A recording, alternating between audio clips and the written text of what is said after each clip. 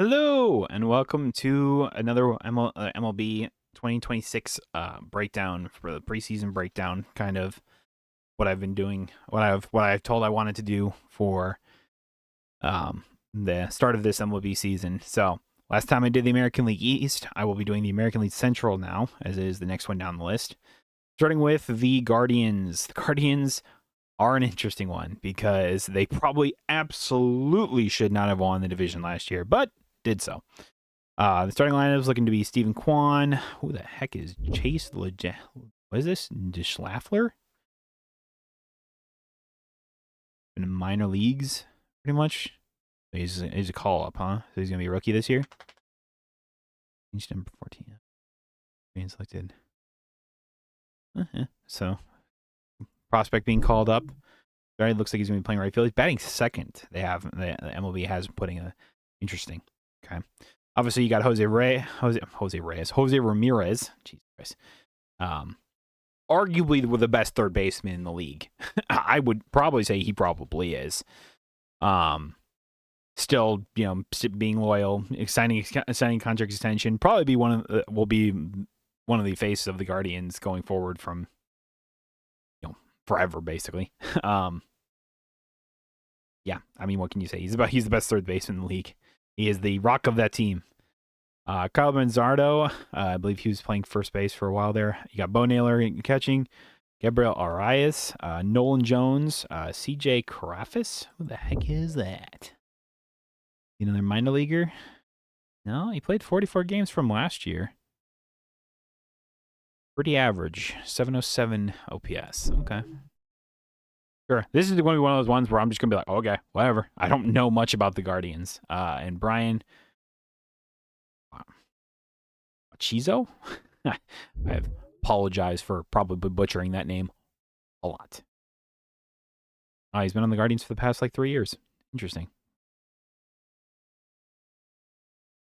Not great. OPS is low, so they're not well. But they've had this is back-to-back seasons again for Stephen Vogt.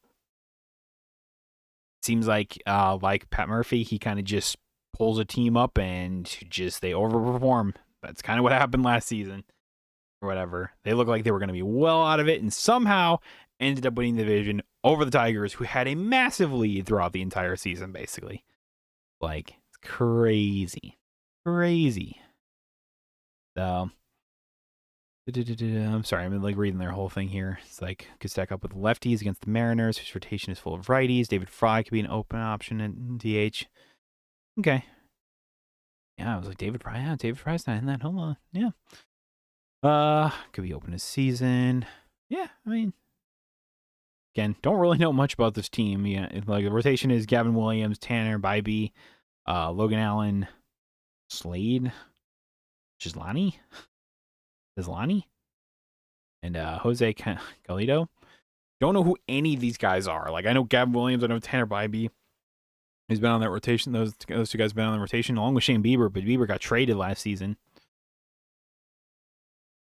or whatever. And there was a couple guys last year where the Guardians players like Manuel Clase and there was Luis Ortiz, I think his name was, got caught for or he kind of got caught for gambling or whatever, or stacking. How do you call that? I don't know. The whole betting scandal, basically, that thrust those guys out of baseball. That continued to go forward. So crazy. I thought for sure, last year they were gonna oh yeah, it's time to trade Jose Ramirez, go full on rebuild, get a ton for him.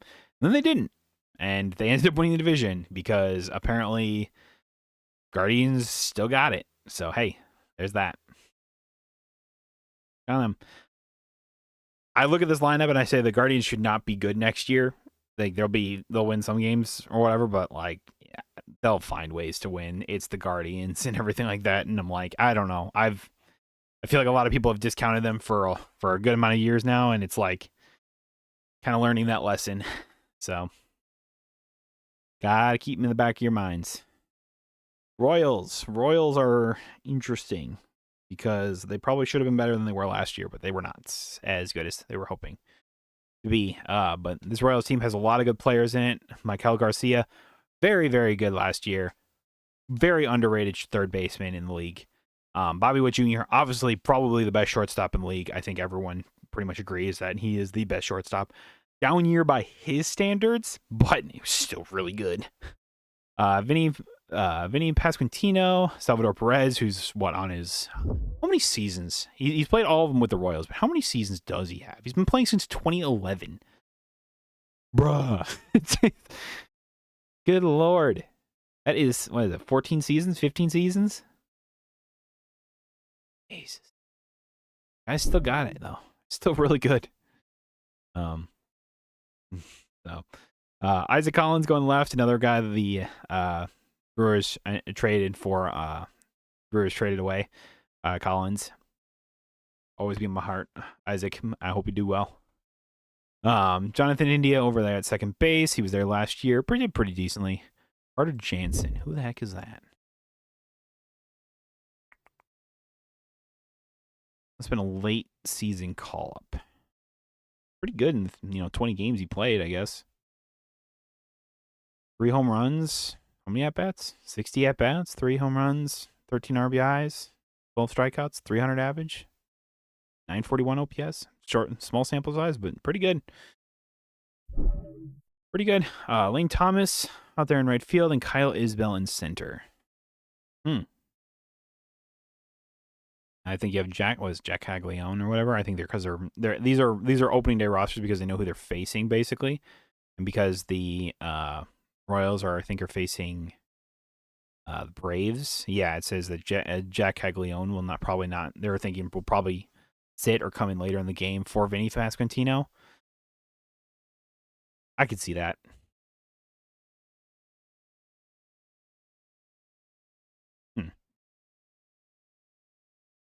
Sure, go for it. That's a pretty solid lineup. I just wonder if their whole, I think it was like mainly pitching problems that they had.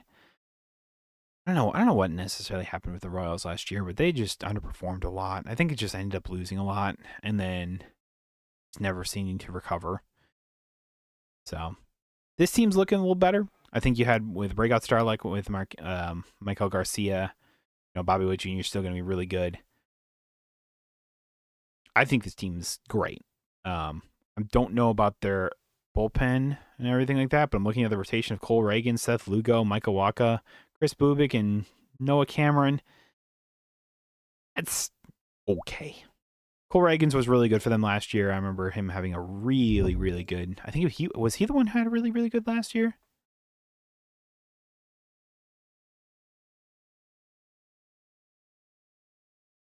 Maybe not.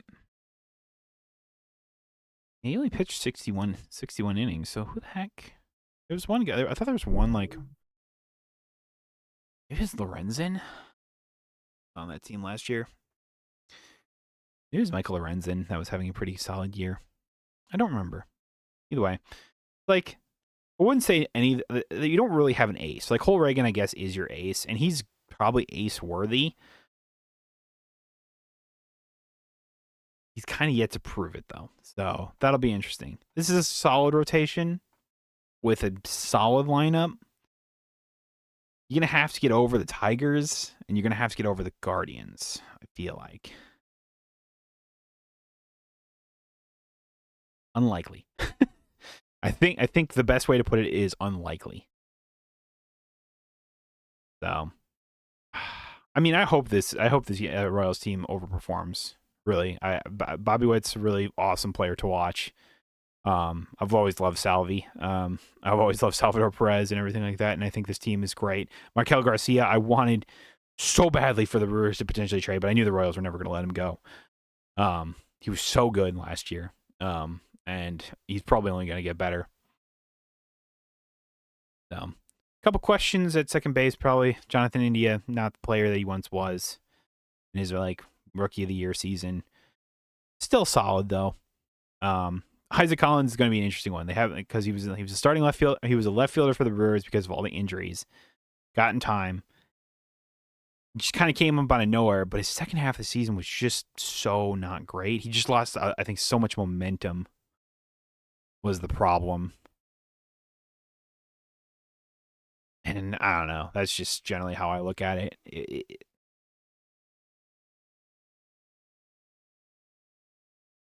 No, I don't know. This will be an interesting team to watch because if they can rally behind, a Bobby Witt or whatever, and win games or whatever, pitching I think is going to be their main concern. The lineup I think is probably good enough to win a good amount of games, but the pitching is probably the part that's going to hurt them the most. So we will see. We will see. Tigers. I think the Tigers are pretty much the favorites to win the American League Central. If Parker Matters, Gleyber Torres, Riley Green. I know Riley Green had a really good last year. Spencer Torkelson, big power hitting first baseman.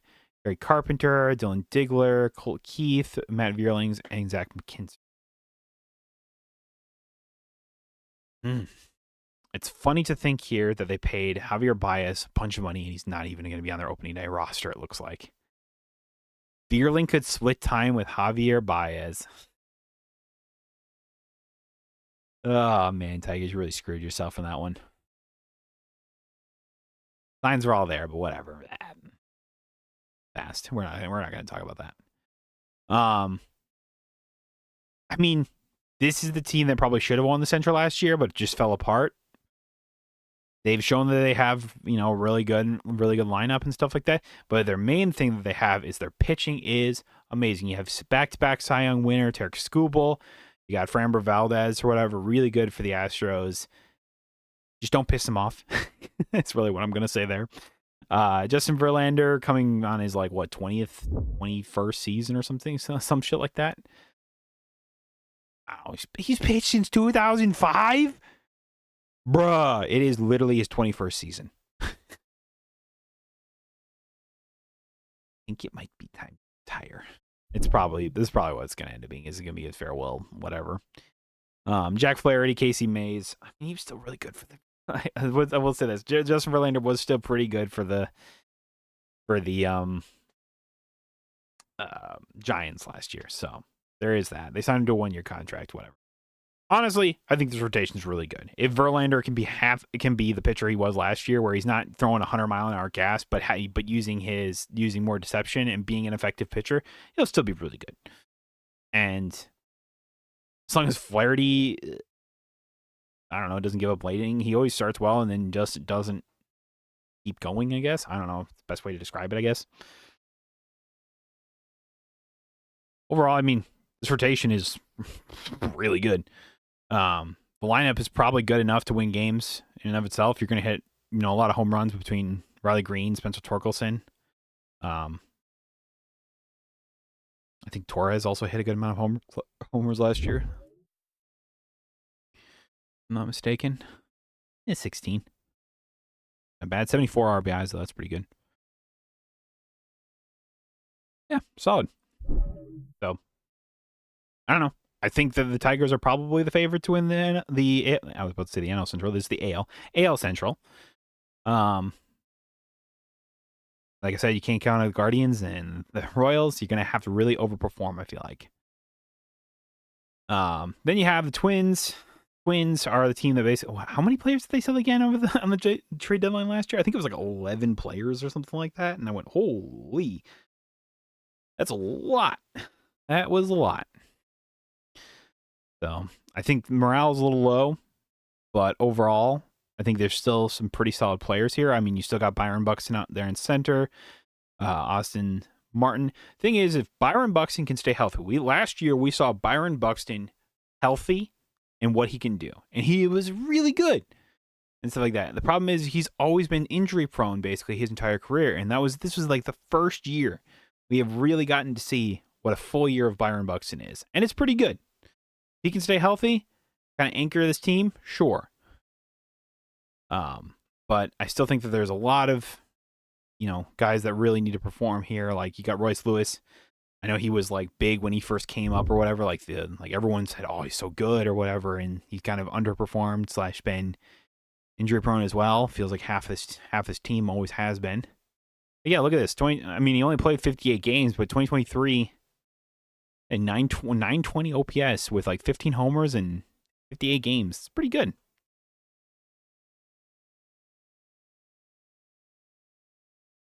pretty good, and then he's kind of went downhill a little bit, which is, I don't know. But everyone always says like, "Oh, Royce Lewis could have come there." Same thing with like Ryan Jeffers, their catcher or whatever. I remember them being really confident about him coming up. It was like, yeah, his peak was good, but you cannot really going for players what they were for the peak. You're getting the player now. So I don't remember who they hired for manager either. I think they kind of just promoted in.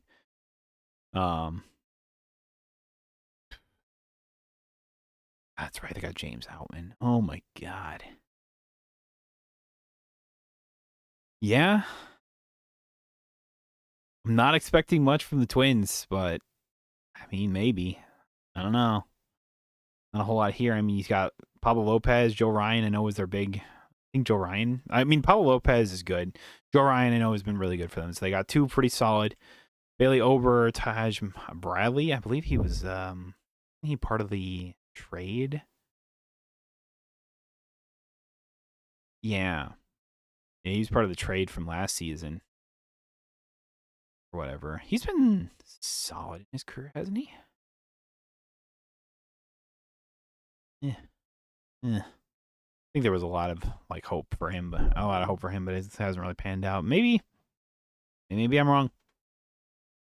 Simeon Woods Richardson. I don't even know who that is. No.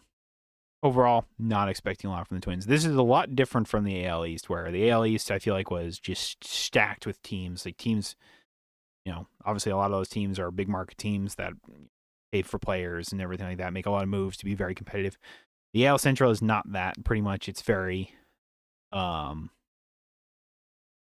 by one team. I think the Tigers, I'm pretty sure, are the favorites to win it. To win it with the Guardians up there as well. Twins, not expecting a lot for. Probably finish near the bottom of the AL Central. And if the season's not going well, you probably could see more guys getting traded away. I could see Joe Ryan getting traded. I know. What was it? Like, I remember seeing a report that Byron Buxton was not happy with Twins.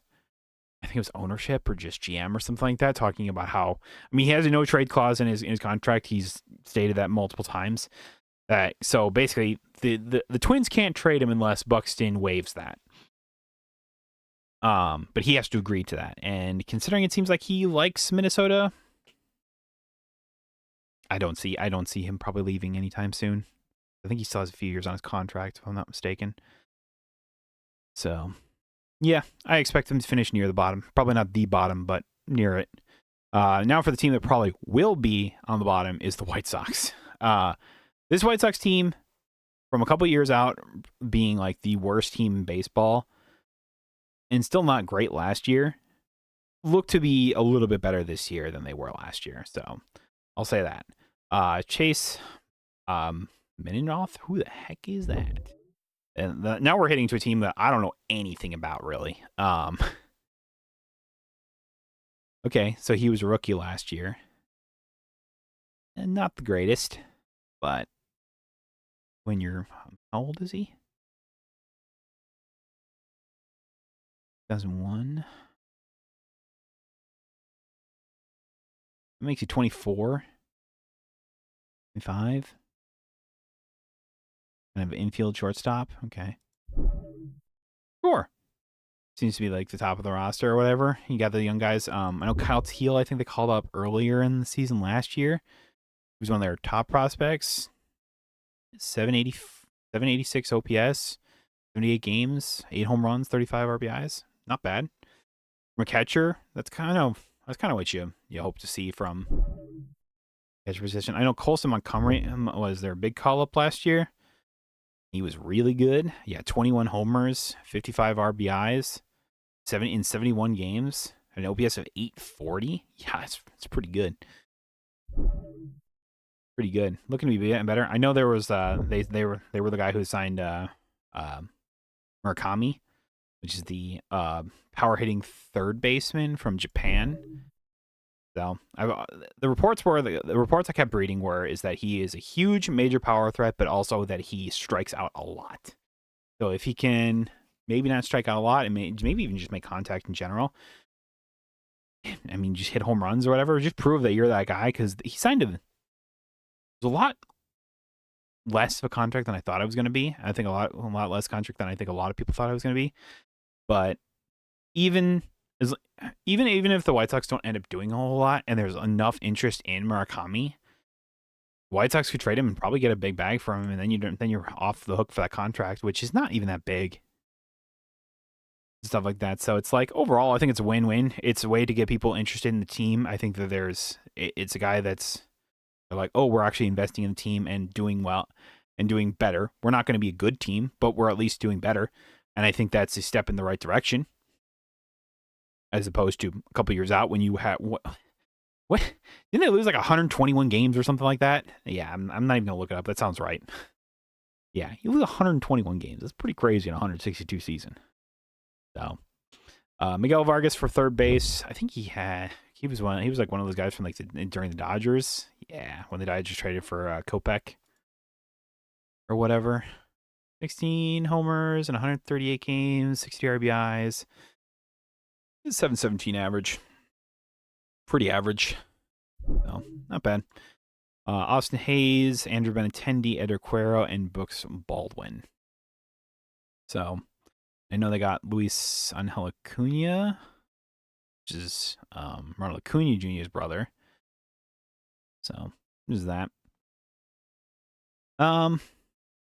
Lineup is the lineup, pretty much. Like I said, this isn't a team that's going to blow me away. It's not going to win a ton of games. I'm not going to be, making a playoff run or whatever. They're going to be looking to develop players and, see what you kind of get from Murakami, honestly. Did really good in the Japanese league. There's a reason why he was scouted so well and, I think was so highly regarded when it came to the off season of this season's off season. Yeah, I mean, that's really what I can say about it. So he's kind of like the face of the team as of right now, with him and Colston Montgomery. Is that the rotation is Shane Smith. He was actually the only White Sox All-Star last year. Rule 5 pick from the Brewers, funny enough. Davis Martin, Anthony Kay, Sean Burke, and Sean Newcomb. It's a rotation. You got, I think Shane Smith's probably the only standout there, mainly because he was the All-Star last year, and he had a really good year, if I'm not mistaken. So, overall, a bunch of pitchers that are going to eat up innings and try and do something with their doing, and just trying to prove that they can, they're still really good. I half expect the White Sox to be probably sellers, probably by the deadline. Obviously, I don't think they're going to sell. They're not going to sell. Like, the thing is when I say that, I'm not saying they're going to sell. Oh, they're going to sell Montgomery or whatever, or Kyle Teal, or anything like that. If anyone is probably going to be sold, it will probably be Murakami and anyone else that's having a breakout year. I know the White Sox traded Luis Roberts Jr. over the offseason to the Mets, and they got like Luis Angel Acuna along with a couple other players from them. So we shall see. This is a White Sox team that, like I said, it's like the Twins. I'm not expecting a lot from them. I don't even think they're expecting a lot from themselves. I think they're just expecting to be a little bit better and stuff like that. Look like a competent baseball team and develop guys. And hopefully what you can do is when you develop into those guys, you either trade away guys that are like, having really good seasons to then just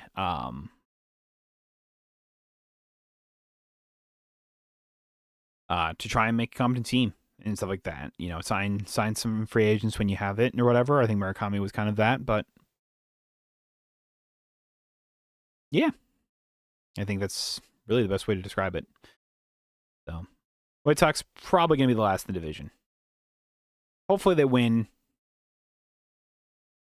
I mean, I personally like to see them win like 70 games. I think that is a very reasonable thought that the White Sox could have. I think that probably puts them over the Twins, in all honesty. Weird to say, but I don't know.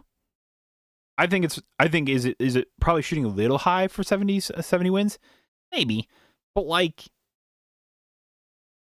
I don't know. 70's not that much. You're still going to be below 500. Who knows? I've talked a lot more about the White Sox than I thought I would be, honestly. So, hey, we'll leave it there.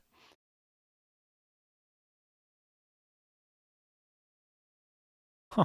I didn't realize that the White Sox actually open up against the Brewers. I was just reading here because they always have these little excerpts of like who they think could take a place or whatever. So it's like, Shane Smith, early top candidate for the opening day starter, which would put him against put the All-Star against his former team in the Brewers. That's funny. And then like other guys that could substitute in. So yeah, he's solid. Like I said, Tigers should absolutely be the favorites to win this AL Central. They were the favorites to win it last year and absolutely should have over the Guardians, but the Guardians just went nuts in that September. So, and the Tigers just couldn't figure it out. I don't know what it was. Crazy. So, yeah, we'll see how that plays out. So that is the AL East.